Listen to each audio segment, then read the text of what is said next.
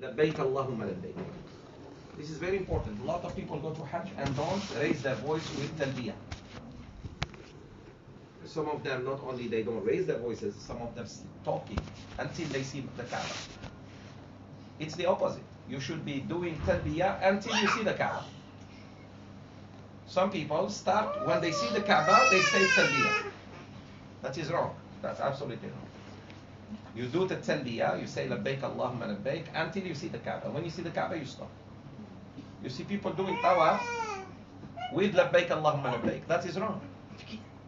So we need to learn this thing. A lot of people, when they go to Hajj, talbiyah time is from the moment you start your ihram, which I'm going to explain now, until you see the Kaaba. When you see the Kaaba, you stop talbiyah. A new dhikr starts. That dhikr is mainly رَبَّنَا آتِنَا فِي الدُّنْيَا حَسَنَةً وَفِي الْآخِرَةِ حَسَنَةً وَقِنَا عَذَابَ النَّارِ. If you know no dhikr whatsoever, ask Allah to give you the best of the dunya and the best of the akhirah. So, al-Hajj in Arabic is al-Ajj. In Arabic language, today I'm going to give a class in writing. Al-Hajj, from Hajja. The word Hajja is to raise voice with dhikr. Which dhikr we mean here? Very good. Labbaik Allah. Labbaik Allahumma labbaik. If you raise your voice with another dhikr, it's not. It's not Hajj. And Hajj is, of course, where? To which house? White House? So people do Hajj to the White House. To the? Very good. I like that word. Baytullah. Maybe it makes sense. The house of Allah. It's the house of God. Where are you going, mister? Some people, even when they are going to Hajj, it's not in their mind. They think they are going to Mecca. You're not going to Mecca. Mecca is a big city. You can be here, and it's Mecca. You can be here, it's Mecca. If you are not inside where there is what you call the holy sanctuary, it's called Baytullahi al-Haram. Very good. Haram, where you cannot sin. If you sin here, na'udhu billah. Two places you cannot sin in them. You have to be very mindful. Mecca and Medina. Mecca can be bigger city. Here I'm in Mecca. But I didn't enter. I didn't come to the house of Allah. That's not Hajj. So Hajj, you must be around the Kaaba. You have to come to the Kaaba. Unless God forbid someone is blind, cannot see the Kaaba. So that person has to come to the Kaaba. And that's tawaf. 7 times. This is beginning of Hajj. Wherever I am, let's say I am in Medina, I'm coming to Mecca. I start in Dhul Hulayfa. The moment I start the talbiyah, labbaik Allahumma labbaik. The moment I see the Kaaba, I stop. So Al-Hajj is raising the voice of a Muslim man or woman who is coming for Hajj with labbaik Allahumma labbaik until we see the Kaaba. Now, Sheikh, I cannot stop. Can I take a break? Of course. While you are coming by car or by plane, I take a break. No problem. But on the journey from the miqat all the way to the Kaaba, you're talking? No. A lot of people do that. You see them on the bus just talking. Instead of saying labbaik Allah. When you get tired, you stop. You rest a little bit. Then labbaik Allahumma labbaik. Some people, when they see the Kaaba, they start, which is wrong. When we see the Kaaba, we stop talbiyah. So, what is mabrur? So now I know Hajj. Hajj is to raise the voice with the dhikr of labbaik Allahumma labbaik until we see the Kaaba. This is, I'm talking about linguistically. I didn't start even the subject yet. Mabrur is from bir, the word bir. Bir. What is bir? And one of the names of Allah is Al-Bar, with Fatha. Al-Bar means the good. So bir. That's why you say birrul walidain. Hajj mabrur, Hajj which is full of good. You want Hajj Mabrur? You do a lot of good. The first good is before you go. If you can settle all your loans, settle all your disputes with people, ask people forgiveness, do it. Because how can you say it's good when you still have problems with some people, including maybe family and this and that? So you settle that first. Ask Allah to forgive you and ask those people to forgive you and this and that. Loans, at least leave document. So and so owes me money, I owe money to so and so. Leave enough money to the wife and children.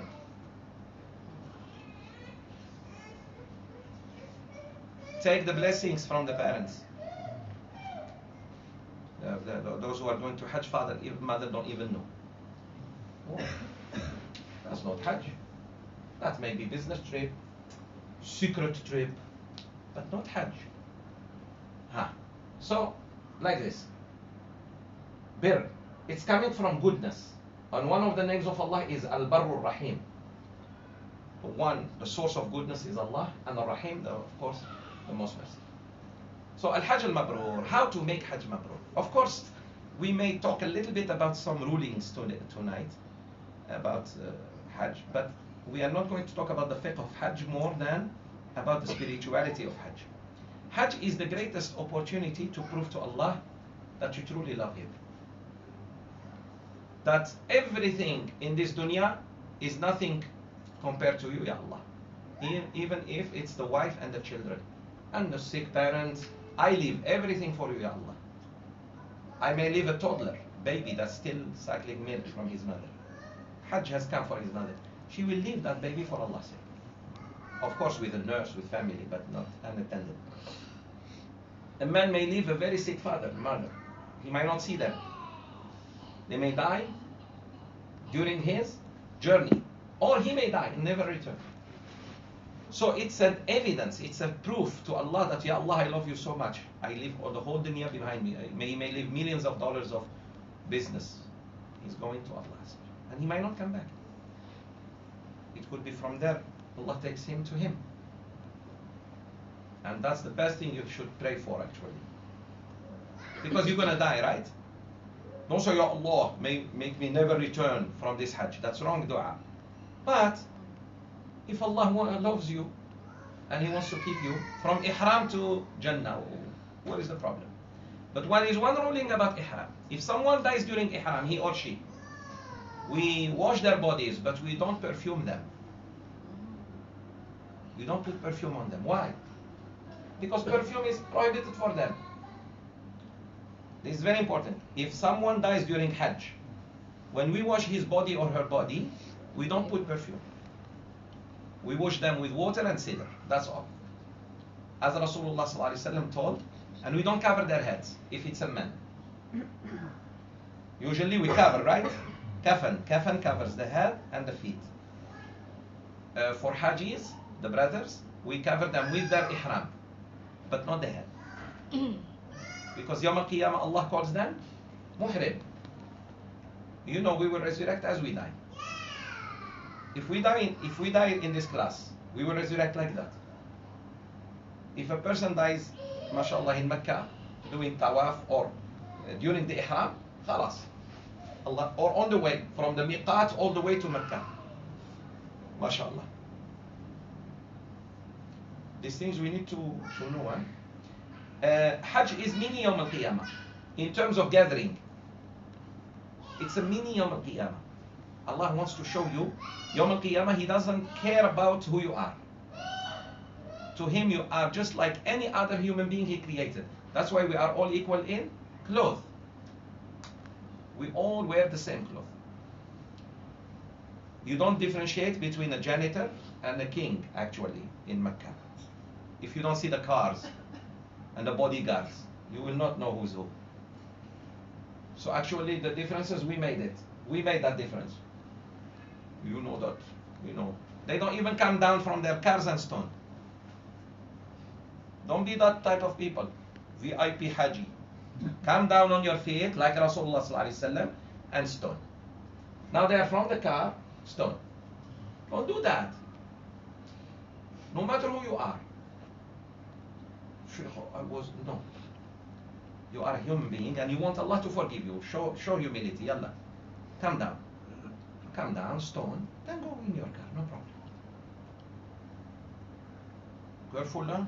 These so-called VIP Hajjis. Don't listen to them. There is no one greater than Rasulullah sallallahu alaihi wasallam. No one on earth. Even in heavens. He is the greatest in terms of Allah's creation and how close he is to Allah. Yet, he comes down and he does his tawaf on his feet and he does everything and he slaughters his sheep with his hand if you can. But at least Jamarat. Today we hear terrible things.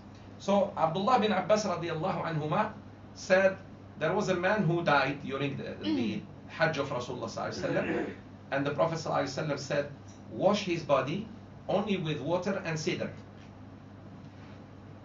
Cedar, you know what is it? It's a plant that has beautiful smell. When you mix it with water, it gives good smell, but it's not perfume. He said, wash him, prepare him, don't cover his head and bury him like that. He will be called Labbaik Allahumma Labbaik. When he resurrects Yawm al-Qiyamah, he will say Labbaik Allahumma Labbaik. And Rasulullah sallallahu alaihi wasallam, of course, offered Salat al-Janazah on that man and he buried him. So now, Al-Hajj al-Mabrur, my dear sisters and brothers, is the Hajj that Allah Azza wa Jal not only accepts it from you, but He forgives all your sins. All your sins. Just like your mother just gave you birth. The ulama differ here. Does that include the major sins? Many ulama said yes. Even the major sins. Even if someone committed, na'udhu billah, big sin. But major sins to who? To Allah. For example, you didn't pray for many years. That's a major sin. You're supposed to pray at what age? 10. You started at the age of 40. 30 years of deficit. That's not deficit. The deficit is always where? In our mind. In the budget. That's the biggest deficit. Who among us can be like this sister? This lady, she is a educator and she is principal of school. She woke up her son for Salat al-Fajr before. He didn't want to wake up. Then Adhan called Salat al-Fajr. She woke him up. He refused. Then she went to school. She's a responsible lady. Principal. She went to school. 9:30 her son woke up. Called her, Mom, why you didn't wake me up for school? You know I have exam at 9. She said, my son, I saw you losing already the exam of Akhirah. Why should I care about the exam of dunya? She taught him a lesson he will never forget. She said, if you care about the exam of the dunya, why should I? So he never missed salat again. She never had to wake him up again. Sometimes this is how we need to teach our children. Let them make mistakes. Let them taste the trouble of what they do. If we always, if they have to cry, let them cry. At least it washes their eyes from dust. So, Allah Azza wa Jal is ready to forgive all the sins, but the sins that have been committed against Him, the sins that have been committed against humans, you have to return their rights to them. Just to be clear, when we say Allah forgives all the sins, for example, if you have stolen some money or jewelry from someone, you better return it. That's not forgiven until you return. Sheikh, I don't know, that old lady died. I cannot return the jewelry to her. Go give it for Allah's sake on her behalf. That is tawbah. So which sins you mean they will be forgiven, inshallah? Minor sins and major sins that were against Allah. Such as you didn't pray, maybe you didn't fast. Allah may forgive you for that. But you have eaten the property of an orphan, you better go give back that money to the orphan. Even it has been years, because Yawm al-Qiyamah he will be your adversary. So we need to clarify this, because today we hear some ustaz telling you, Allah will forgive all your sins. Wait a minute, what types of sins? What type of sins? Huquq al-ibad, you must ask them for forgiveness or return whatever they deserve to them. حقوق Allah, Allah is very forgiving. Don't worry about it. So Hajj al-Mabrur is this. Not only you do a lot of good before you go, including, asking people's forgiveness and this and that, but when you are there, try your level best not to even think bad, if you can. For example, someone really step on you. Think of forgiving him instead of punching him. Like there. Look at that brother. He said, well, man, that's me. Shah also is laughing. What's going on? You and him? Serious. Some people really are telling you as if they are telling you, please punch me. The way they behave. Now what can you do? Say, Ya Rab, I'm coming for Hajj. I don't want to even think bad of someone. Which is difficult to do. That is Hajj al-Mabrur. Hajj al-Mabrur, how do I know? I will answer this question. How do I know I had Hajj al-Mabrur? You can know. There are signs. But before that, Hajj al-Mabrur is this. Not only you don't harm anyone, you, inshallah, help as much as you can. With what? If you can, with money, help. If not, at least by letting you go first, especially in the elevators. Hotels. Everybody wants to get to his room. We forget the akhlaq. If my room is in the 3rd floor, why should I even take elevator when there is high demand? I walk. And exercise. My chance to exercise, if I can walk. Things like that. That is Hajj Mabrur. So while I am worshipping Allah, I am observing His khalq, His creation. I'm not harming anyone. At least deliberately, I didn't do it. Deliberately. Mistakes do happen. You may step on someone steps on you. These things can happen. Accidents can happen. But you're not doing it out of your own choice. 3, Hajj al-Mabrur is when you are there, business, bye-bye. Children, bye-bye. You think of them when you finish. When you are done, you start thinking of them. Imagine you are in Hajj and you're thinking about your children. Did they eat? Did they? What do you think? You think Allah is not going to look after them?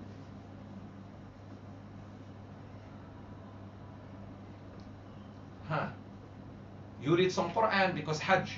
We focus only on the manasik. How about reading Quran? Everything you do in the Kaaba and around it, in the Haram, is 100,000 in reward. Everything you do, not just salat. Imagine you give water to someone. You give him water. An old man needs some water, you give him. That is 100,000 pahala. As if you did it 100,000 times. Reading Quran, as if you read that page 100,000 times. So it's not just a salat, that is 100,000.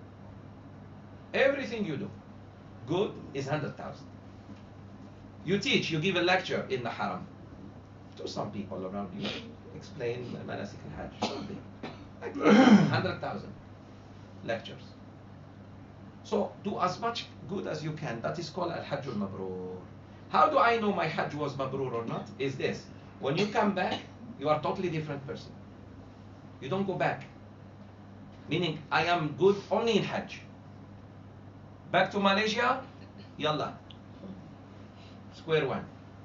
Sheikh, what does it mean? If I like bicycle, I shouldn't go back to bicycle? No. Go back to bicycle. But, let's say you used to cycle while adhan.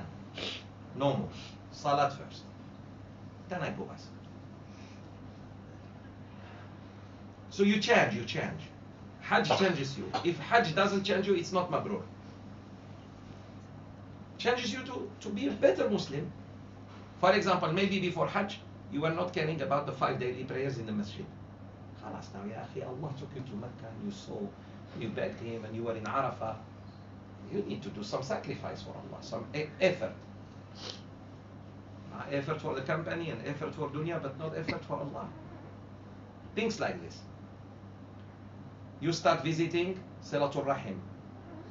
You cannot go to work without speaking to your mother at least over the phone. How are you, ma? Are you okay? Alhamdulillah. Parents first. After Allah comes parents. Things like this. So once you see a positive change in your life, it means Hajj has changed you and it was mabrur. But if again, for example, you were praying 5 times a day in the masjid, there in Haram, you came back, bye-bye the salat in masjid. That is not Hajj mabrur. You didn't change. Sister, mashallah, she was paying attention to her khimar, hijab, in Mecca. Now comes here, convertible, halfway hijab.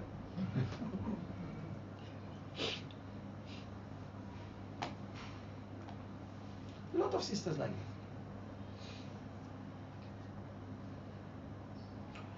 that. In Mecca, mashallah, make sure you don't eat except halal. But you even ask, halal meat? Of course, halal meat in Mecca. Come here, not even. Here you should ask, is this pork or something? Things like that. So mashallah, look at us in Mecca, how, and Medina, how close we are to Allah. Why? Because society helps. That's why this is my strongest evidence that really you need to put yourself in a safe place. If you put yourself with good people, you're gonna acquire their behavior. You put yourself with people who don't care about Allah that much, sorry, sooner or later you start behaving like that. In Mecca, why everybody? Because everybody has to stop. You want coffee, you stop. You go pray first. I want to buy that book. Sorry, after Adhan already closed. So society really helps. Order. Help us to be Muslims. So, Al-Hajj al-Mabrur, my dear sisters and brothers, before we go to some details about what are the things we cannot do in Hajj. Mainly, we focus on, because I don't want my Hajj to be null and void. I need to know what are the things that if I do one of them, my Hajj is gone. Before we go there, we just recap what we did. Al-Hajj is to raise the voice of the believer with a specific dhikr called At-Talbiyah. Labbaik Allahumma labbaik, labbaik inna alhamda lak, la sharika lak, until the end. Mabrur comes from goodness. Who gives that goodness? Of course, Al-Barr, Allah Azza wa Jalla. And Allah said, إِن يَعْلَمِ اللَّهُ فِي قُلُوبِكُمْ خَيْرًا يُؤْتِكُمْ خَيْرًا. If Allah knows there is some goodness in your heart, He will give you good. So the niyyah. Why I'm going for Hajj? Because it is the right of Allah on me. Do you know the right of God on us is to go to Mecca? And the question, why Mecca? Why Hajj is in Mecca? Why not in Jerusalem or Medina? Besides the obvious reason, the Kaaba, Mecca is the first place of earth created. The first thing Allah created from earth was Mecca. Mecca was the first part of land that emerged from water, because Allah created everything from water. Even when He created the earth was a ball of water. Then He created the land. Then He sent down the mountains. Land was like this, was part of it water, part of it what you call land. But it shook, is unstable. So it needs what? Beds. So Allah Azza wa Jal throw the mountains. وَالْجِبَالَ أَرْسَاهَا. Arsa in Arabic is to throw the anchor.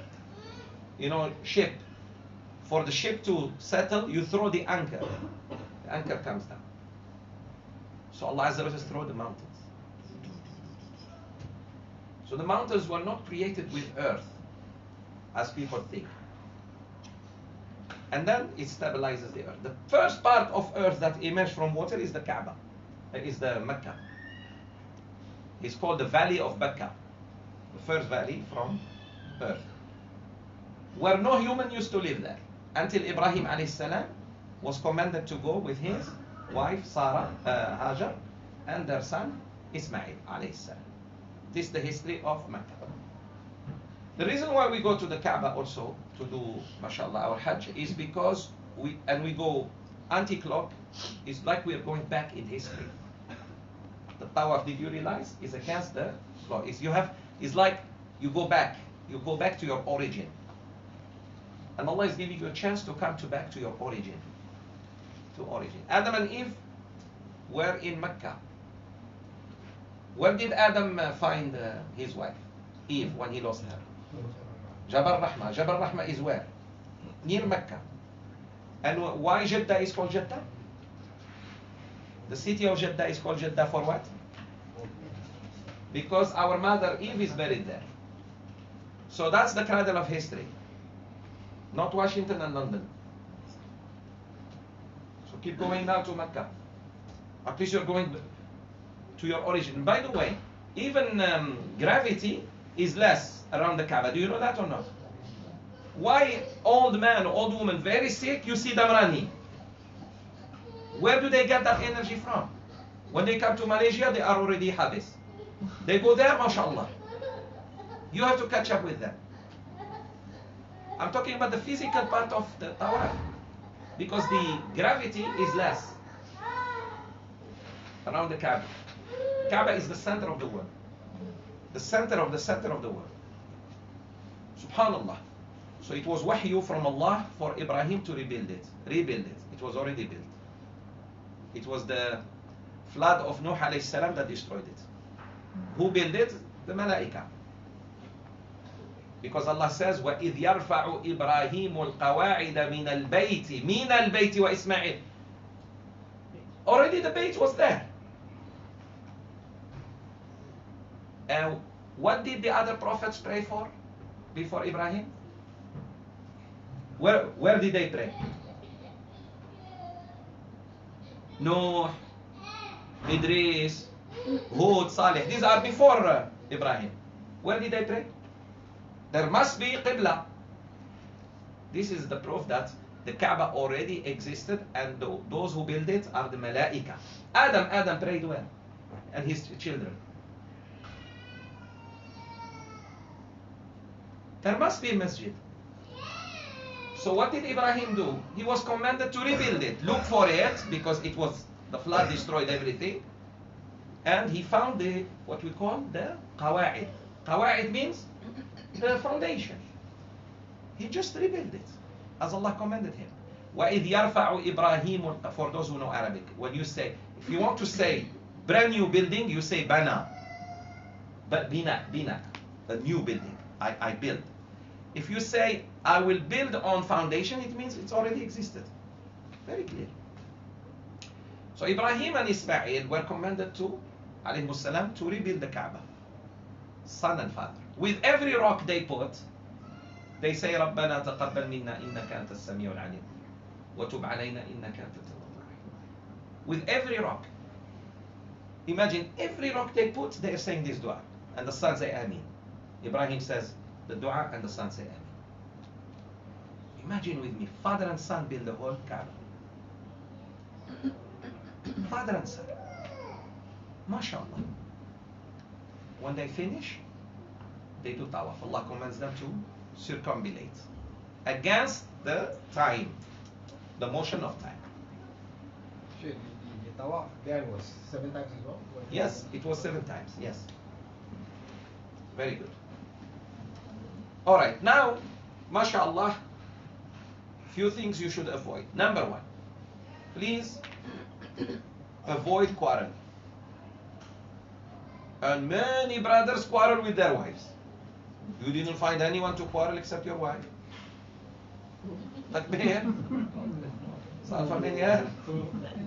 Some people are expert at that. Serious. I will never have Hajj again with you. Allahu Akbar. Now imagination of Sheikh Zoubir. You see, I'd rather go by myself. I told you I shouldn't come with you. Allahu Akbar. You are in Mecca, you are. So, if everybody focuses on pleasing Allah, there wouldn't be trouble. But if she is focused on the latest Rolex that she saw on the way to the Kaaba, and you are focused on the latest Idr, there will be, should we go for Idr or for Rolex? But if I see you after, if you ever lose me, you know the hotel room. Very important. Okay, so the first thing, inshallah, is not to quarrel. Number 2, فلا رفث ولا فسوق ولا جدال في الحج. no relationship whatsoever, including hugging and kissing between husband and wife, no quarrel, and no argumentation. You don't argue, even arguing for the sake of arguing. Don't. فلا رفث ولا فسوق ولا جدال. Jidal means, for example, I say an opinion and you counter that opinion. Let's not argue at all, even argue, which is difficult to do. Why? Because it's a discipline. It's a discipline. Remember, shaitan is free. It's not Ramadan. In Hajj, shaitan is free.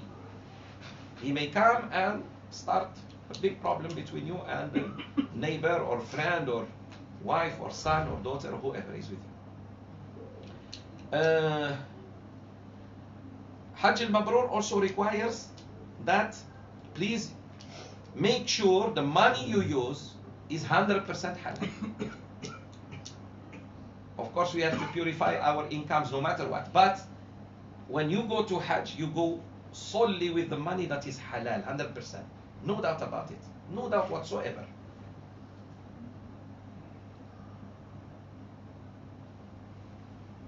Not money given to you by the bank called profit.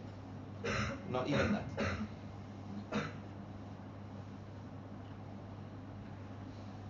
You inherited a piece of land, you sell it, you go, let's say.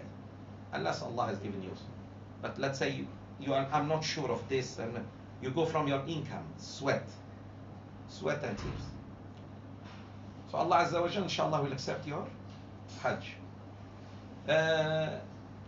Other things to avoid is this, my sisters and brothers. Avoid vain talk. Lahu. Allah says, وَالَّذِينَ هُمْ عَنِ اللَّغْوِ مُعْرِضُونَ. This is one characteristic that we are missing as Muslims, which is we pray, alhamdulillah, we fast, we give sadaqah, we zakat, we have done plus like this. But when it comes to talking nonsense, we are always there.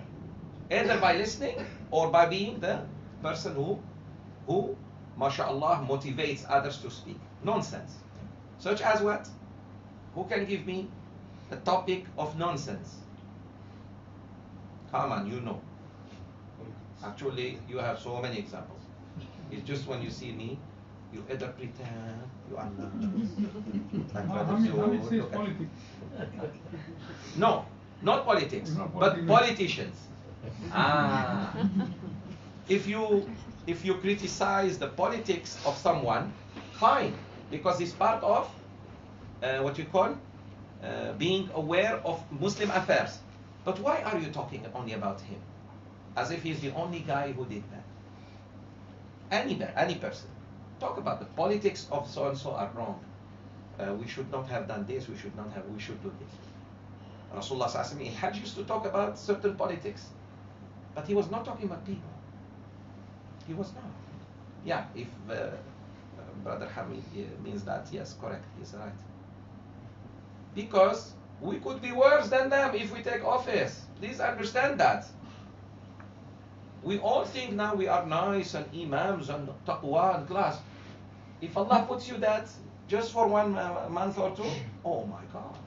The damage we do is because maybe temptation is bigger on us. So what I'm saying is that let's not make fun of people, even. So we criticize their policies. If the topic is to, inshallah, maybe improve the situation of Muslims. So I rather talk about, for example, anything, lecture, dhikr, or be quiet, than attend a discussion about it's not France that should have taken the World Cup. It's Croatia. They already finished, and the others took the World Cup, and it's in France, and that's it. Why should we go back to that? This player shouldn't have signed with this team. As if, mashallah, Qatar should not be the host of World Cup 2022. Bigger Saudi Arabia, bigger sister. Yeah, and Muslims are being bombed right now as we speak in Gaza. As we speak, they're being pounded by bombs. So what are Muslims talking about? See, most of us like that. Even in Hajj, you don't see them around the alim teaching them something. You see them just talking about this or that. So staying away from laghu is very important to have Hajj Mabrur. Not throwing this one, trash. Not littering. Littering, I will make sure, inshallah, with other imams and ustads, I will push them to put this as a condition.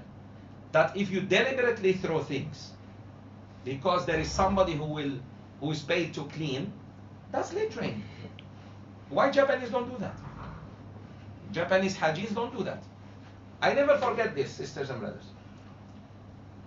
In one of my Hajj, this brother comes with us. He's a new revert, white American Muslim.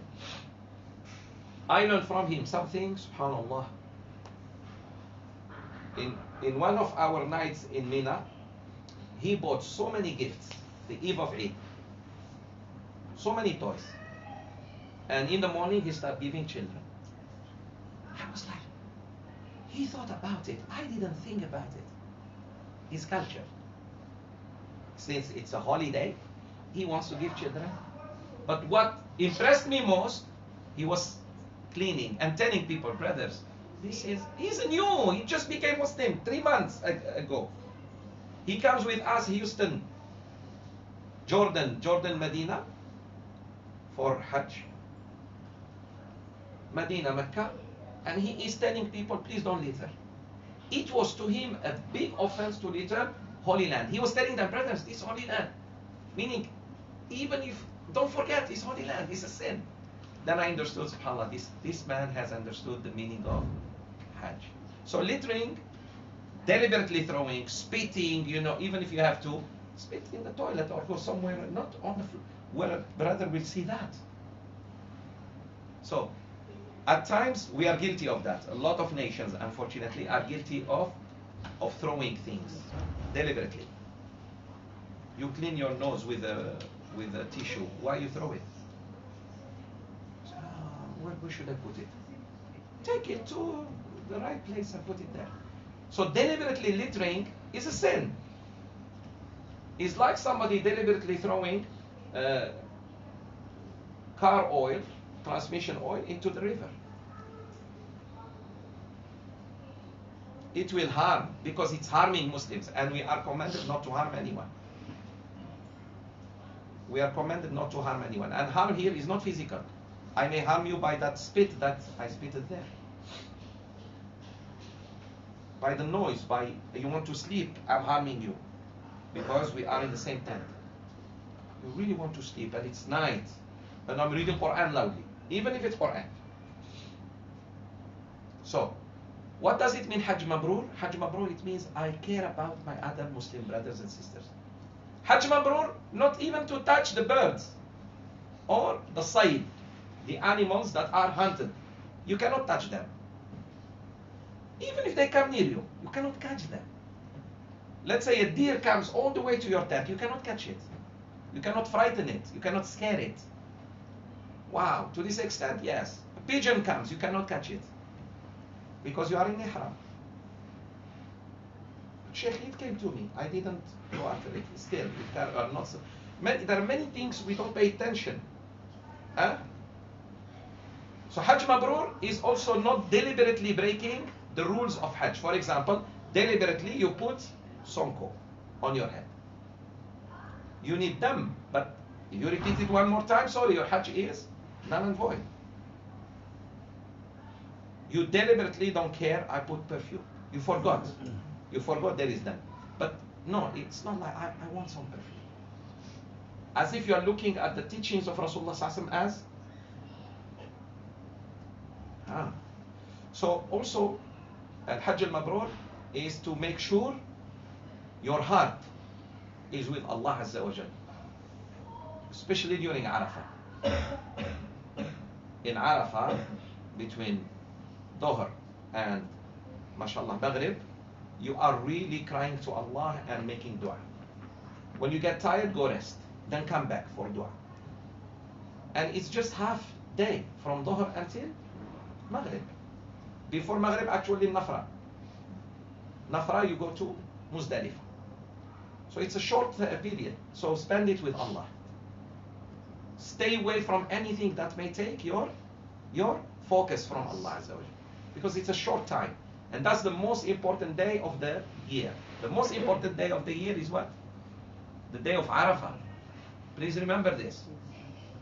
The most important day is not Ramadan. Sheikh, where is Laylatul Qadr? Laylatul, that's the night. We are talking about daytime. Laylatul Qadr is the most important night. Malam, from Maghrib until Fajr.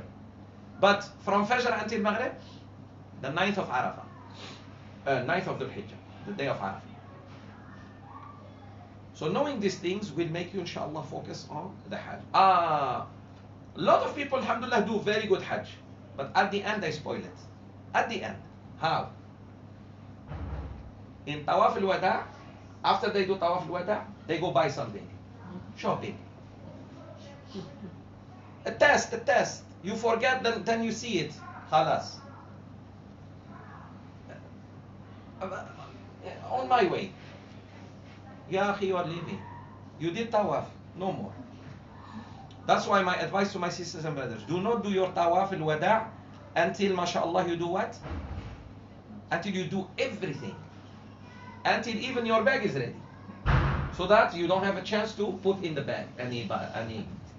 Khalas, the bags are ready, finished, locked up, everything ready, lobby. Okay, go make your Tawaf al-Wada', inshallah. And then come back to your hotel, take your bags, Assalamu alaikum. A lot of people make this mistake. But they say, Sheikh, what's the I just remember the kids. Yeah, akhi, it's not that. It's the discipline. Remember the story in the Quran in Surah Al-Baqarah where Allah Azza wa Jal tells us a story about Talut and Jalut, Goliath and Talut. When Talut wanted to fight Jalut, he told the soldiers, Allah is going to test us with a river. We're going to go to a river. And they were thirsty. You are all thirsty, and I am thirsty, he said. I'm a human like you. But Allah doesn't want us to drink from this river. For those who drink from it, should go back, will not fight with me. Although he needs them, because Goliath himself was giant, let alone his soldiers. So, majority drank. Fail. Only few. Imagine you pass on water and you don't drink. Discipline. It's not Allah doesn't want you to drink. Allah wants the best of the best to fight. The cream. We never win because of number. Remember this. We win because of people who have obeyed Allah. And today why we are losing every battle, including intellectual battles and political battles, and this is because simply we are surrounded by people who really are not disciplined with Allah Azza wa Jal. Salat, what does it mean? Discipline. Look, you have to wait for the Imam. Even if you finished your surah before him. Even if you did not finish the surah, he said Allahu Akbar, say Allahu Akbar. You see some brothers in the salat and discipline. The Imam is about to finish, they are still, mashallah. Why is this? Khalas, the Imam. It's his problem. He's fast, it's his problem. Not your problem. Allahu Akbar, Allahu Akbar. Sheikh, but I was halfway Fatiha. Wrong. Do Allahu Akbar. He's the Imam. Very important. Very important what we're saying. So, Hajj is this, my sisters and brothers. Hajj is that moment where you really let everything for Allah's sake. Everything. And, mashallah, you go and you think only about Allah. And you follow Rasulullah sallallahu alaihi wasallam. And preferably you learn a little bit before you go, so that in each place of Hajj you remember what was there. For example, between Safa and Marwa, you remember Hajar and her baby. When you run between those two green lights, you remember her. A woman panicking, going faster. And think of her thinking about her baby. But not doubting Allah at all. She knows Allah will do solution for her. He will make up with a solution. But she's just worried about the baby, who is thirsty. When you see Zamzam, remember his feet. Baby was thirsty and but now we don't see Zamzam. They covered it. You see Maqam Ibrahim, that's what Sayyidina Ibrahim used to stand there. and pray to Allah for hours. MashaAllah. You see Hijr Ismail. Remember, Hajar and Ismail are buried right there. Right there. But Sheikh, why they remove the Kaaba? You want people to come and cheer? They will come and cheer. You think everybody is like you? There are people who will go and kiss the Hajar and then they stop people from doing Tawaf. But there is grave there. And if you go there, it's very cool. That area is very cool. Because Ismail prayed to Allah. It was a hot day when his mother died, Hajar. When he buried her, he said, Ya Rab, it's too hot for my mother. And you are the most merciful. From the moment he made that dua, that area is very cool. But not many people know that because simply you have to go around that crescent. You go around it. If you go through it, I was so amazed at this photo. A brother there who is Bangladeshi, cleaning, praying there. SubhanAllah. I said, Allah, look, although he's Bangladeshi, Allah called him to pray there. Meaning, for Allah, He doesn't care who you are. When He wants you to go kiss the Hajar, you will kiss it. So, when you see the Hajar al-Aswad, remember the story about Hajar al-Aswad and how Rasulullah has put it with his hand. Things like that. But if you don't learn a little bit before you go to Hajj, you will not. Jamarat, 1, 2, 3, 150 meters between the first and the second, 190 meters between the second and the third. You remember Shaitan coming and trying to stop Ibrahim alayhi salam from slaughtering his son. 3 times he tried. 3 times. Ibrahim wanted to please Allah. And the son went with him. Do as Allah commands you. So all this, when I go there, I should remember the true story of love. The true story of love is between Allah, Ibrahim and Ismail. That's the true story of love. Love of a slave to his master and love of son to his father. He doesn't want his father to fail. Some of our youth, they don't care if you fail as a father, as long as money is on the table. If you fail, it's your problem. He doesn't want his dad to fail. Dad, do as Allah commands you. Inshallah, you find me patient. So the story of patience also. Sacrifice and patience. MashaAllah, you are in Arafah, you remember Rasulullah ﷺ making khutbah, the last sermon. Wow, that's where he made khutbah. It's not just a place. Imagine you were one of the Sahaba and you heard that it could be my last khutbah. And it was. I might not see you after this year, he said. I might not see you again. Oh people, your blood is haram. As your land is haram. As this month is haram. As this holy land is haram. He was telling them what a Muslim can never harm a Muslim in terms of blood and this one, property. And. So even his last khutbah was about ethics. So there is no point I focus on the fiqh, but ethically I failed. I fought with this one, I quarreled with this one, I upsetted my wife, etc. Last thing I want to say is this. There are there are arkan, pillars of Hajj. If you break one of them, your Hajj is null and void. Careful. They are, number 1, Ihram. Imagine you don't do Ihram. And you go straight to Hajj. What is your Ihram? You just parachute and say, I am in... what is the Ihram? Did you go to Miqat and start? It has to have what we call rule and regulation. Number 1 is that you enter a state of Ihram. What is Ihram, Sheikh? Should I take a shower? No.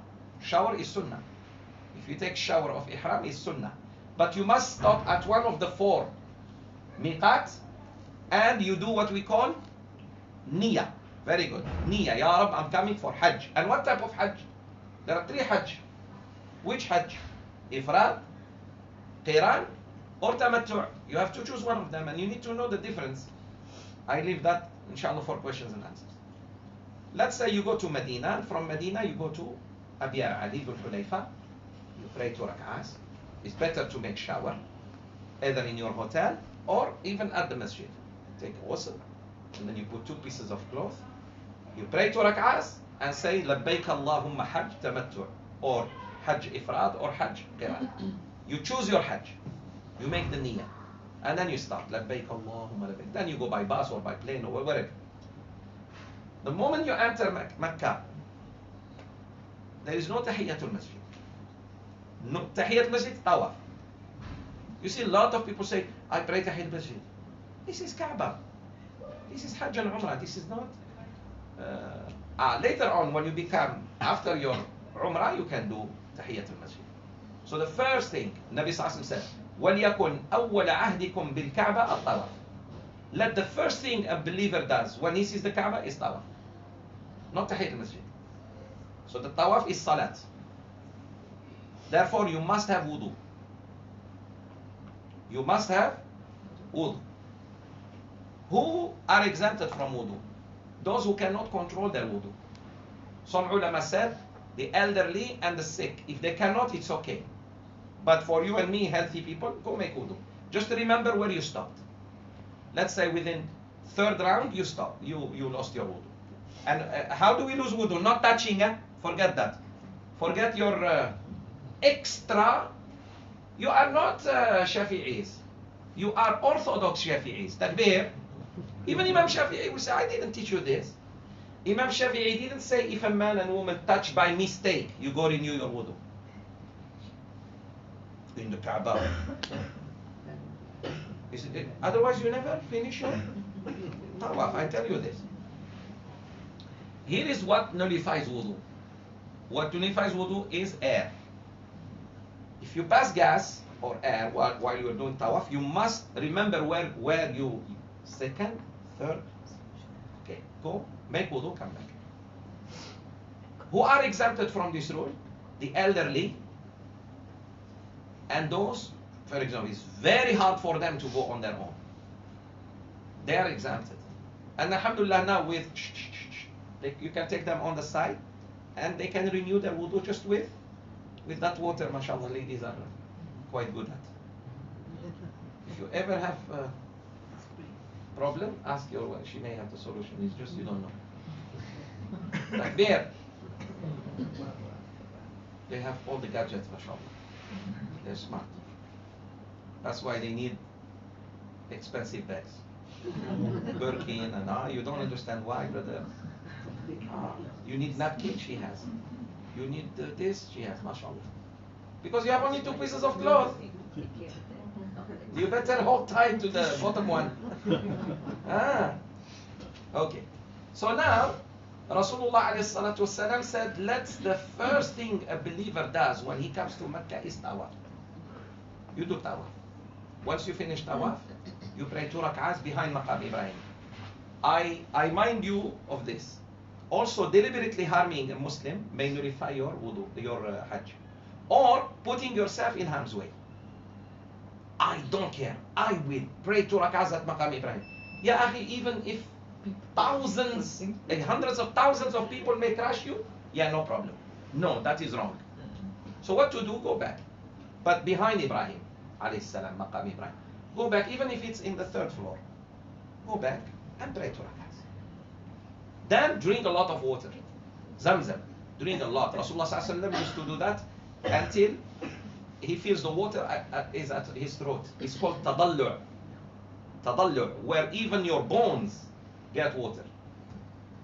And it's very healthy. It's a form of pushing all the other fluids in your body to get out. You will use the toilet because you drink a lot. That's sunnah. Drink and drink. Even let's say average 3 cups. Zamzam 6-7 cups. Just drink. Sure, but water is just keep drinking. Water is the only Zamzam is the only water you can drink and nothing happens to it. Subhanallah. So that's the sunnah. So tawaf, 2 rak'ahs behind Maqam Ibrahim, and then you go, mashallah, for sa'i between Safa and Marwa. You start from Safa, not from Marwa. And don't say sama sama. It's not sama sama. We start from Safa, we end up in Marwa. Sheikh, I'm close to Marwa. Why? You close to Marwa, walk to Safa. Who told you? You know, some people is like, it's okay. It's not okay. Allah said, Inna Safa wal Marwa. When Allah spoke, He put Safa before Marwa. Who are you to put it this way? Oh, because it's close to my hotel. No, it's not like that. Are you with me? Okay. So you start from MashaAllah Safa. You stand on Safa for a while. If you can look for the Kaaba, which is difficult now because they build walls, but face the Kaaba and make a dua. The dua of Rasulullah SAW was this. He reads the ayah, إِنَّ الصَّفَا وَالْمَرْوَةَ مِنْ شَعَائِرِ اللَّهِ فَمَنْ حَجَّ الْبَيْتَ أَوْ اعْتَمَرَ فَلَا جُنَاحَ عَلَيْهِ أَنْ يَطَّوَّفَ بِهِمَا وَمَنْ تَطَوَّعَ خَيْرًا فَإِنَّ اللَّهَ شَاكِرٌ عَلِيمٌ. The greatest dua ever said by any Muslim is رَبَّنَا آتِنَا فِي الدُّنْيَا حَسَنَةً وَفِي الْآخِرَةِ حَسَنَةً وَقِنَا عَذَابَ النَّارِ, because you are leaving the hasana up to Allah to choose for you. And the choice of Allah is better than my choice and your choice. Then makes few dua for you, for your loved ones, whoever, inshallah, children and this, and then move. Between the two green lights, you just don't speed up. Just go a little bit faster. That's all. You see some people racing, that's wrong. Racing. Until you think there is something, what's going on? Nothing. It's just, what is that? You go a little bit faster. Huh? Okay. Then you go to Marwa. That's one. Not 1, 2 is 1. No. From Safa to Marwa is 1. Allah made it easy. This brother, mashallah, took a group of Musallin with him from France. And you know, most Muslims of France, since what you call bil jumla, you know, not in detail. The sins are in wholesale. Takbir, bil jumla. So he told them, follow me. And they said, we count on you, brother, we know nothing. He took them 14 rounds. And he said, now, alhamdulillah. Later on, when they found out that it's only 7, they almost killed him, because also sins by wholesale. Why you do that? You know, most of our leaders are jahil. Just because they were a little bit like this, we think they know. Most Tabung Haji, I'm telling you, may Allah be with us.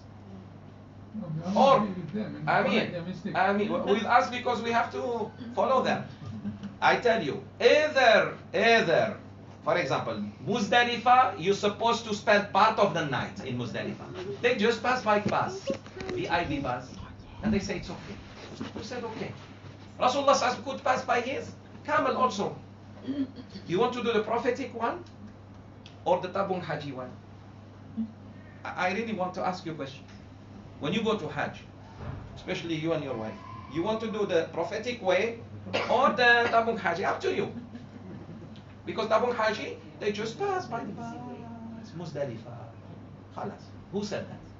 But Sheikh, Allah loves ease. Loves ease. The Rasulullah ﷺ did that's the easy. What the Prophet did is easy. Otherwise, we accuse Rasulullah ﷺ of doing tougher Hajj.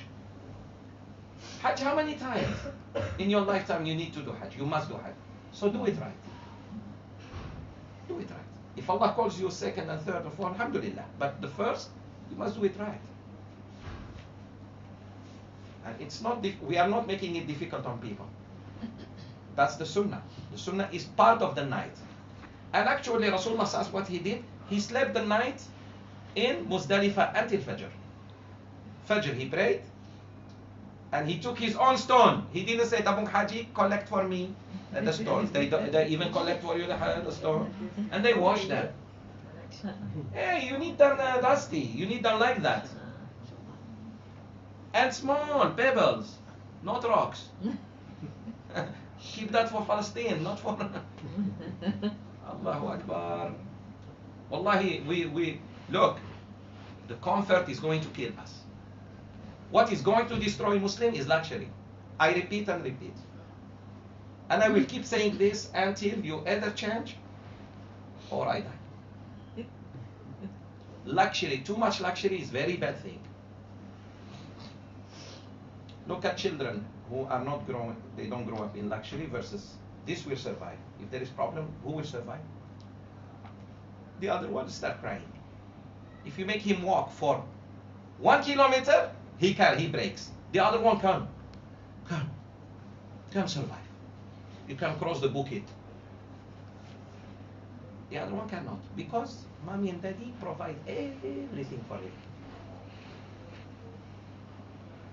Dangerous. I'm telling you, up to you. It's your life, but I have to say the truth. Rasulullah sallallahu alaihi wasallam, how was his life? Umar radiallahu anhu entered, and he sees him sleeping on, your traditional mat. Yeah. What call that? Pika. I'm not saying go change your beds to pika. Otherwise you don't enter. I'm saying a little bit. From time to time, it's okay to sit on pika. Tika. Yes. Chicken tikka. Yeah. That's why you call it tikka, because tikka. Why? So that Umar cried, Ya Rasul, the Messenger of Allah has scars on his side. He saw that. He felt sad. And the queens and the kings of those days sleep on silk. He smiled. He said, Umar, come. Because Umar loves Rasulullah. He knows. But he wants to correct something in his mind. He said, Umar, don't you want Allah to give them the dunya and akhirah for us? Wallahi, this is nothing. He said, this dunya is nothing. And I don't want anything from it. It's my choice.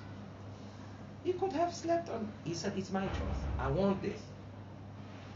Wow. Then Umar felt good. Meaning if it's Rasulullah's choice. Sallallahu Alaihi Wasallam. Even his ride was very tough ride. Rasulullah's ride was either a mule or a camel. He could afford a luxurious horse, Arabian horse. He wanted that. Now, I'm not saying please go sell your Mercedes, sell your get rid of, I'm not saying that.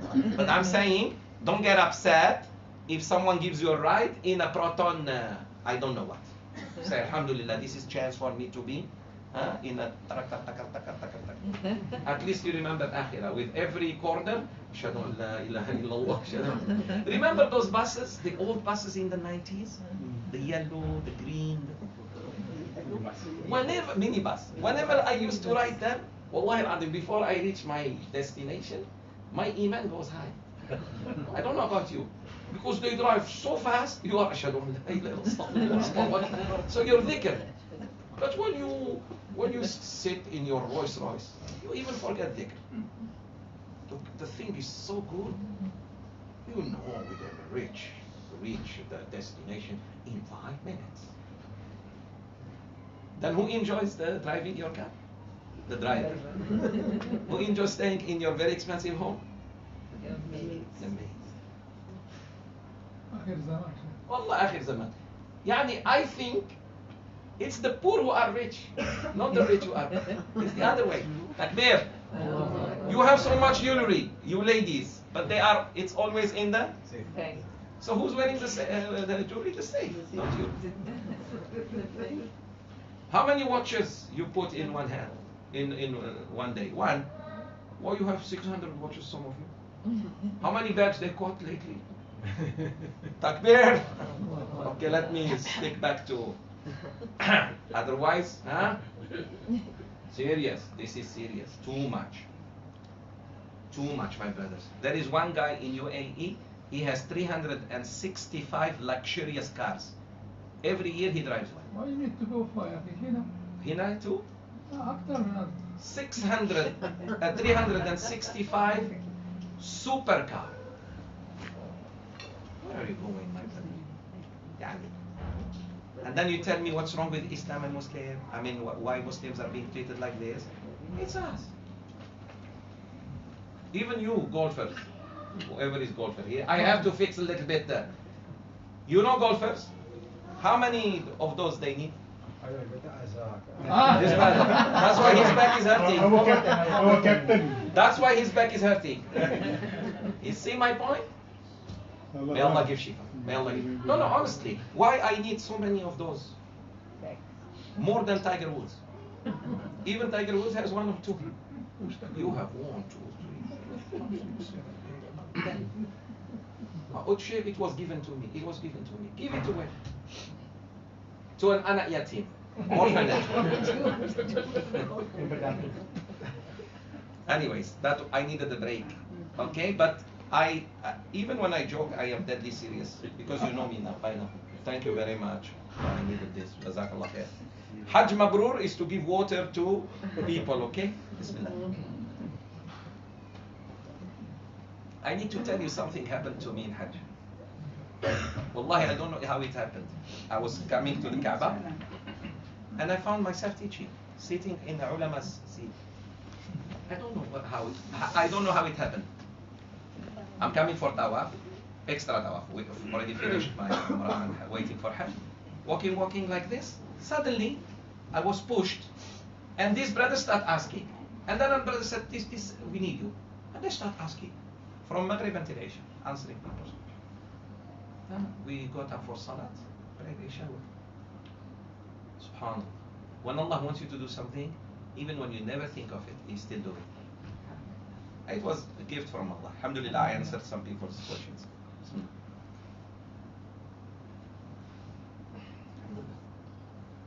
وَأَمَّا بِنِعْمَةِ رَبِّكَ فَحَدِّثْ. Allah says some of the bounties of Allah you should tell people. Where I was? Yeah. After Sa'i, now you finished your Umrah. You need to go now, shave your head. For brothers, please shave, 0, bota, you don't die. Just for few days, your hair will grow later on, inshallah. But you don't die. And sisters, please encourage your husband to shave. Because you want Allah to forgive your husband, right? Then ask the husband, please shave, 0, bota, 0. But Sheikh, still Hajj coming. I know. In few days, then there will be another shaving. Don't worry about it. No, I will do together. No. You may die. Rasulullah ﷺ said, Allahumma ghfir lil muhalliqin. Oh Allah, please forgive those who shave. Oh Allah, forgive those who shave. Oh Allah, forgive those who shave. 3. Tiga kali. Those who just shorten, they said, Ya Rasulullah, how about us? How about those who just shorten? He said, and you too, may Allah forgive you. But the dua genuinely for who? For those who shave. I really want Allah to forgive me. So please shave 0 and don't think about it. So you're saying, you do Umrah first? Yes. Shave. Tamattu, yes. Shave. And then when Hajj comes on the 8th of Dhul Hijjah, you go to Mina. Mina, then Arafah, then Muzdalifah, then on the 10th, shave one more time. It's short already, it's just with the razor. Then Alhamdulillah, you're done. One thing very, very important. Make sure you are inside the boundary of Mina and the boundary of Arafah and the boundary of Muzdalifah. 3. You need to know, you make sure. For example, let's say he's our guide. Say, brother, are we really in Muzdalifah? Are we really in Mina? Just make sure. A lot of people, they don't know the boundaries. And they think because the crowd is there. But sorry. But the good news, let's say the whole Arafah day, you were outside. And some brother came and said, brother, what are you doing here? Arafah is here, one foot. If you just one second, put your foot in it before Adhan of Maghrib, Alhamdulillah, you got it. But imagine here, this is Mina. And I think I'm in Mina. Well, I was not in Mina. I need to know where is the boundary. Then Arafah. They are in Arafah. I think because we are together, no, boundary. That's why don't go to the boundaries. Don't live near the borders. Even with Allah. Sins are there. Why you go near the sins? Stay away. Same thing. Borders and boundaries, don't be near them. And for this you must ask. And please, they are not doing you any favor. They are paid to look after your, just, of course, don't be, schizophrenic about it. Don't be crazy about it. But are we, brother, in Arafah? Say, yeah, alhamdulillah, this is Arafah. Actually, now there are borders, signs, but still, a lot of people confused. They don't know. Okay. After that, alhamdulillah, try, my dear brothers and sisters, to do the following on the day, on the 10th of Dhul Hijjah, which is Eid. That is to go and stone. The first thing you do after sunrises of the 10th of Dhul Hijjah, you go stone. You do only seven stones, first day, which is the 10th of Dhul Hijjah. Only one time. Jamar al-Kubra, the big one. You go to Jamar al-Kubra and you stone 7 times. Khalas? After that, you shave your hair. And then they will do Eid on you. Wait until around 11 or 12 for tahallul. If you do these 3, you can remove your clothes. Tahallul asghar. Little tahallul. Kitchil. Tahallul kitchil. What is it? On the 10th of Dhul Hijjah, which is Eid for us, non-Hajjis. For us, we go Salatul Eid. For you, you go stone. After stoning, if you can kill your animal with your own hand, which is udhiyah, your hadi, for you is called hadi, for Hajjis. For us, it's called qurban, udhiyah.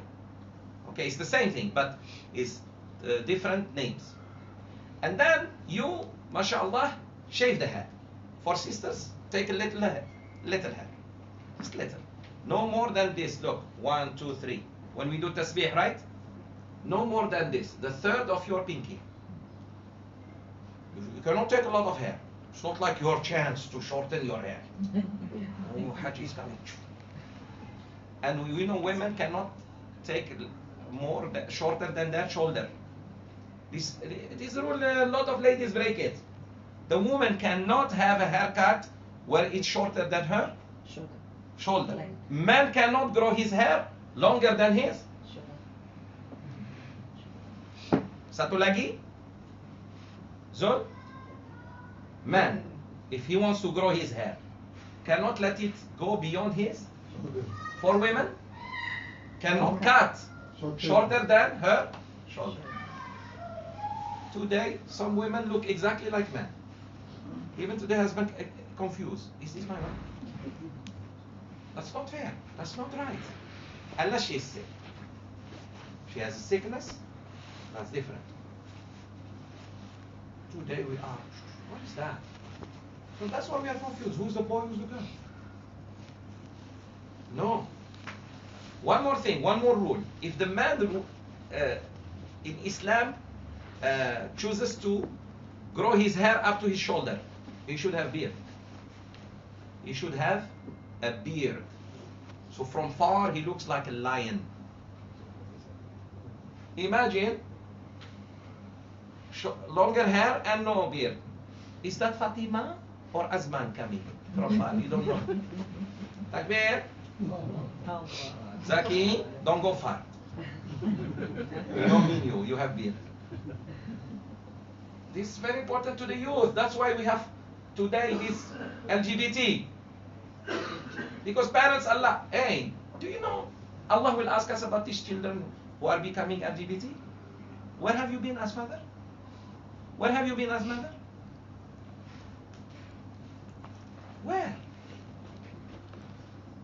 And you can detect that from young age. If you see a boy just playing with girls, what does that mean? He wants to be with girls. If you put him with boys, he can't fit. But he fits easily with girls. Already problem. Yalla, start working on your son. If you see your daughter leaving girls and toys, what call them? Hey, I'm not out of the subject. This is Hajj Mabrur. How can I go to Hajj and let my son or daughter do that? Yes. Some of you think, well, Sheikh took us now too. Hajj Mabrur. Hajj Mabrur, family first. That's why I am with mandatory military service for youth or boys. Wallah, if I was there, everybody has to do at least for 6 months. Look at Singapore. Look, try to touch Singapore. Who's Singaporean here? Look at, mashallah, Singaporean are happy. Look at them. Serious. وانت واحد منهم. Alhamdulillah. One brother is alive. I'm very happy, alhamdulillah.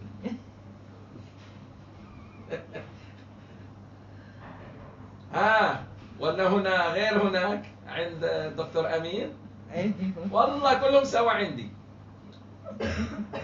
طيب, sisters, that brother speaks Arabic, that's why I want to speak to him. My Arab brother. Hamid, also you have Arab blood. But he doesn't speak Arabic. Only the blood. The tongue, no. MashaAllah, MashaAllah. May Allah bless, may Allah bless. So, what I am saying here, my sisters and brothers, there are a lot of things we need to fix. Because, Ya Rab, I want my Hajj to be, but I don't want to neglect my kids. So children must be observed. And then, in Hajj, ask Allah to guide them. Really, cry to Allah, Ya Rab, my children. Ya Allah, make them grow as true mu'mins. Because Allah will not turn you down in Hajj, especially in front of the Kaaba and in Arafah. These two places in front of the Kaaba. When you are in front of the Kaaba, just don't doubt that Allah will turn you down. The second place is Arafah. He will not turn you down. Anyone who is in Arafah making dua, Allah will answer him. So cry to Allah and tell him please, and whatever, inshallah, is in your mind. Last but not least, Al-Hajj al-Mabrur, inshallah. Of course, don't tell me you go all the way to Mecca and Medina and you don't visit the grave of Rasulullah sallallahu alaihi wasallam. And when you visit him, you just say salam. I stress upon this. The only thing permissible is to say Assalamu alayka ya Rasulullah, Assalamu alayka ya Abu Bakr, Assalamu alayka ya Umar. No more, no less. And never do dua towards them. They are behind the Qibla. The Qibla is this way. So turn to Allah and ask Allah. You see people making dua towards him or her. Towards he or she will making dua towards the Prophet sallallahu alaihi wasallam. The Prophet sallallahu alaihi wasallam did his job and died and left the amana. The amana of following the Quran and Sunnah. So you give salam. That is allowed. Anything else is not. Even when we pray near him, we pray to Allah in the Rawdah, 2 rak'ahs. And please pray 2 rak'ahs and leave.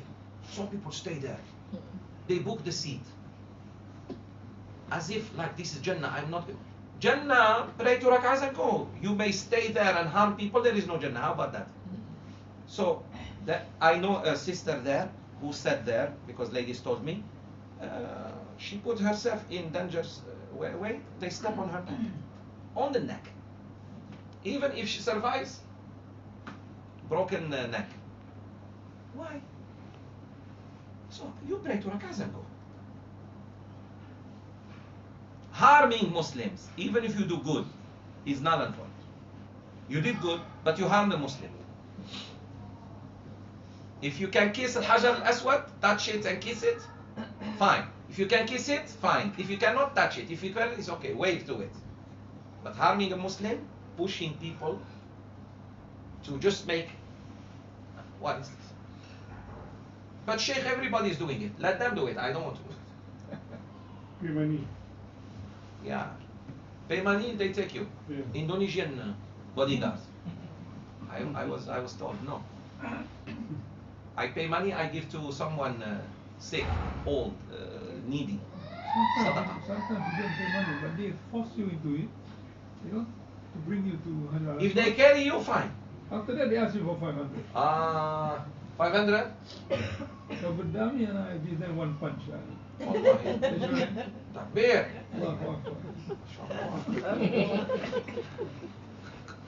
You did it or not yet? Not yet. Okay.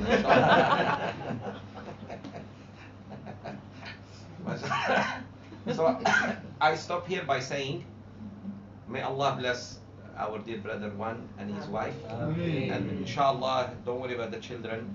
Alhamdulillah, the parents are here, the sisters are here. Sheikh Zoubir, if they worry about the children, then their Hajj is not right. Yes, you should not. After you finish, yes, maybe that fatherhood and motherhood feelings come, no problem. Because it means you were with God, you were busy. Now, Ya Rab, I finished my Hajj, I miss my family, I miss my children. Alhamdulillah. And then please, also, while you are there, so many of the luxuries will be taken away from you. For example, there will not be a special driver for you. There wouldn't be a Mercedes for you. So then you really appreciate what Allah has given you. Oh, I can walk. Oh, yeah, a special toilet for you, no more. Ah, serious. But if it's available, why not? No, if it's available, I wouldn't take it, honestly. I would go with because I really want to feel I made Hajj. But I've already felt that before. Takbir! Well, since you want to punch someone, and you can do anything, you survived, alhamdulillah, Tuesday. So what I'm saying, my dear brothers and sisters, I mean, alhamdulillah, your life will change for a while.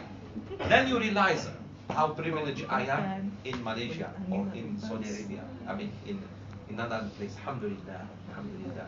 So you thank Allah for the name and you appreciate it better. Then you say, Ya Rab, thank you. Please accept. And please, Rabbana, تقبل منا. This dua. إنك أنت السميع العليم وتب علينا إنك أنت التواب الرحيم. But this dua must be on your tongue. ربنا تقبل منا. After every nusuk you do, tawaf, every ربنا تقبل منا. Ya Rab, Ya Rab, Ya Rab. Huh? And then, alhamdulillah, think of coming. But ziyarat Nabi Sallallahu Alaihi Wasallam, I stress upon it. Although it has nothing to do with Hajj and Umrah, but it's manners, adab.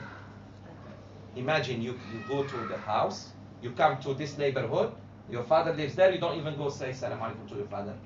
You come to the neighborhood, that's your father, you must go and say salam. Oh, he was busy. Oh, no. That's Rasulullah, this is the Prophet's lives. But don't ask him, give me shafa'a ya Rasulullah, I came to you, astaghfirullah, that's shirk. You are asking the Prophet, he's dead. That is shirk. Surah 46, Surah Al-Ahqaf, verse 5. If you call upon a dead, you have committed shirk.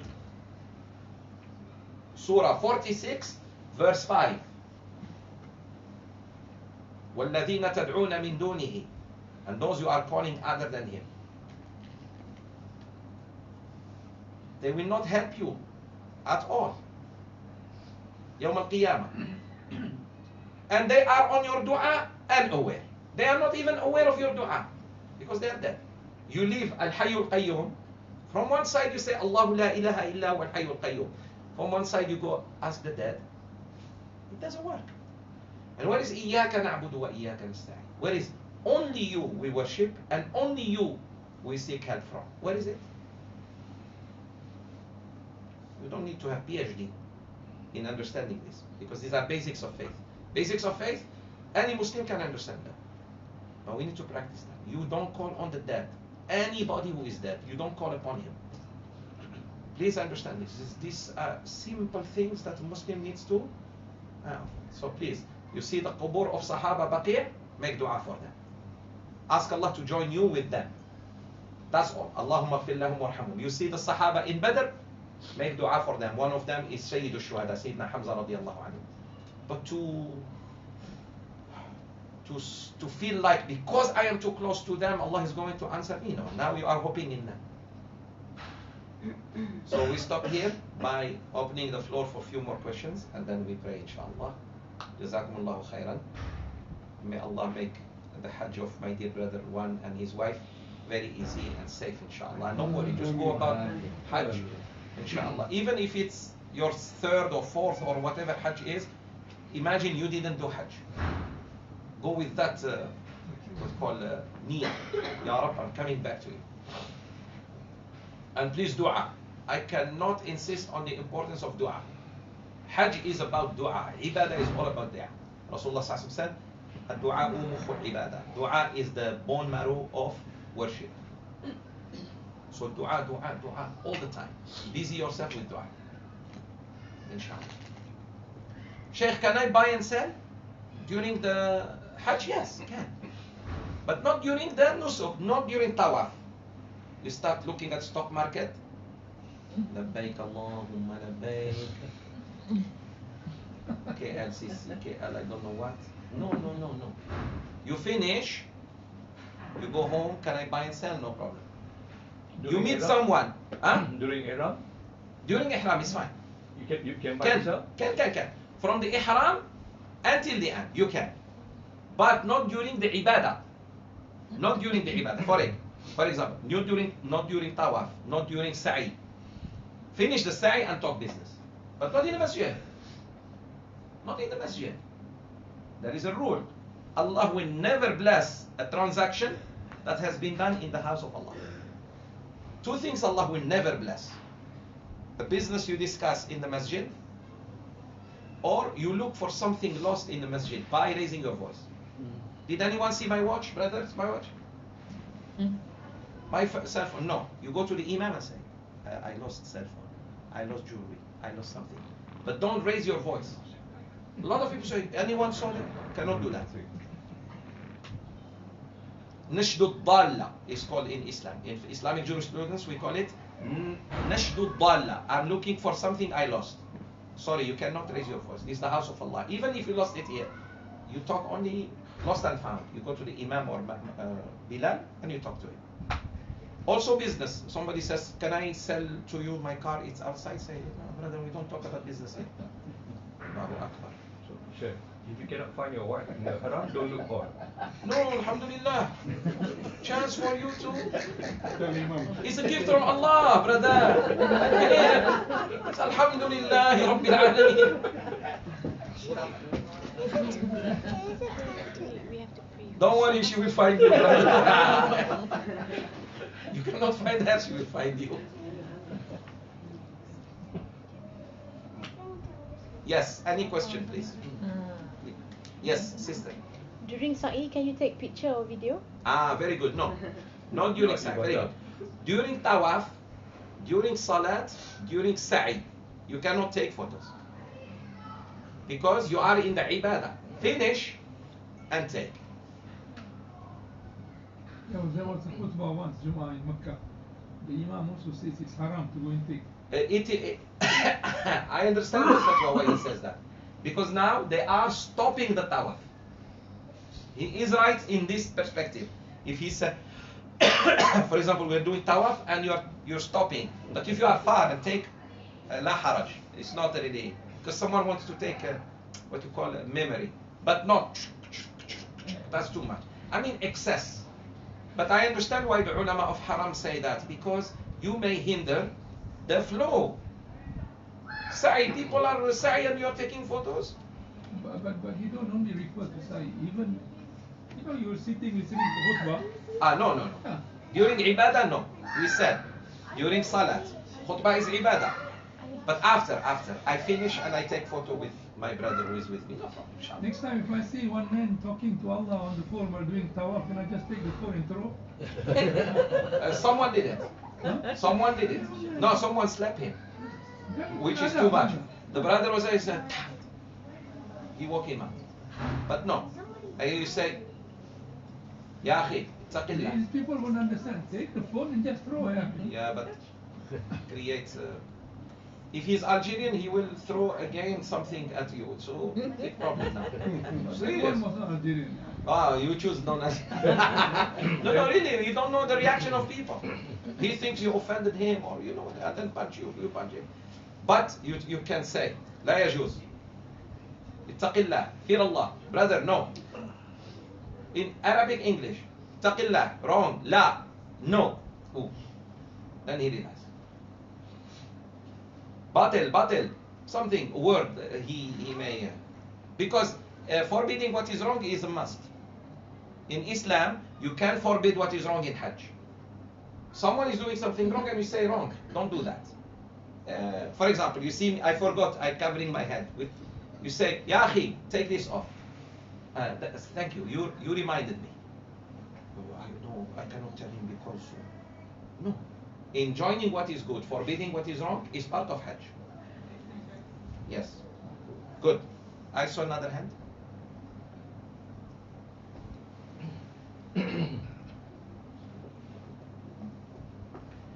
MashaAllah, after the Hajj, when a person comes, try to continue the same, MashaAllah, rituals, at least Salat on time. The least.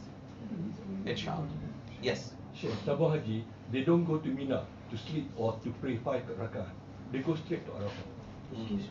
Why? Rasulullah, as you know, the Hajj of Rasulullah, Mina 5 rakaat, then only move to Arafah. 5 salawat you mean? 5 salawat. Yeah. Five salat. Yeah, I'm aware because there's people ask me here when I give these lectures. Some people, that's how I learn. Alhamdulillah, I never gone with Abu Haji. But when I say they do this, they say, on which basis? They say the ease. No. The ease is what the Prophet did. Sallallahu Alaihi Wasallam. For example, the Prophet ﷺ shortened the salat to 2 rak'ahs, right? That's the ease. You cannot shorten it to 1 and say it's easier. You can't, sorry. You cannot do something the Prophet didn't do. If the Prophet himself ﷺ went and camped, and he is the most beloved to Allah. Yeah, who are you not to go, my brother? What do you lose? Millions of Muslims do that. And alhamdulillah, nothing bad happened to them. It's for Tabung Haji, Sheikh. It's all logistic. Yes. Yeah, That's but all. you shouldn't. So they cut Logistic. short and whatnot, they don't care. So for those who don't understand, just accept it. Yeah. No, you should. There are certain things. Look, I will go with Abu Haji. I follow the rules. But there are certain things, sorry. Because Allah gave me reason. And there are ulama, I can access to them and ask them. But You they, say, no, just follow. but they allow you, Sheikh. You want Okay. to go to Mina, the Tabu Haji people will allow you. Okay. Then you walk to Arafah. Okay, no problem. I do it. Why not? I do Hajj only once in my lifetime. Twice, 3 times, alhamdulillah. Fine, I do it. And nothing happens to me. Millions of Muslims walk. MashaAllah. And wallahi, my sisters, I'm telling you, you may think you cannot walk, right? In Mecca you walk. Now, you think, brothers, it's like going from here to this masjid is quite long. You need either your motorbike or your, mashallah, supercar. You can walk actually. When spiritually you are uplifted, your legs will carry you. Spirit. It's the spirit that carries the body, it's not the other way. Look at your spirit when it's wrong. You can do anything with that body. That body that cannot take 20 kilos is carrying 200 kilos because the spirit got motivated. You can. So may Allah just give us the yaqeen. We need yaqeen, brother. Yaqeen, we are not talking about it. No one is talking about yaqeen. And Allah mentions it many times. ألهاكم التكاثر حتى زرتم المقابر كلا سوف تعلمون ثم كلا سوف تعلمون كلا لو تعلمون علم اليقين لا ترون الجحيم ثم لا ترونها عين اليقين ثم لا تسألون يومئذ عن النعيم يقين نعيم يقين جحيم يقين hell يقين paradise. They are associated with Naraka and Shurga. Okay, my sisters, there is motion. It means the class is about to end. Alhamdulillah.